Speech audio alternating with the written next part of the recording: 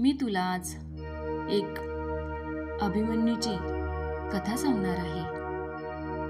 अभिमन्यूने गर्भात युद्ध शिकलं.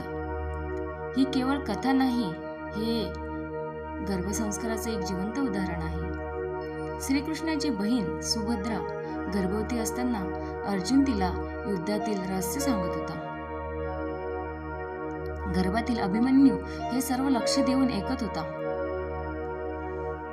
अर्जुन आणि सुभद्रा यांचा मुलगा म्हणजे अभिमन्यू. जेव्हा सुभद्रा गर्भवती होती तेव्हा एक दिवस श्रीकृष्ण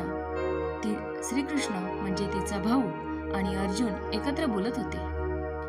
ते युद्धातल्या चक्रव्यूह नावाच्या क्लिष्ट युद्धतंत्राबद्दल बोलत होते.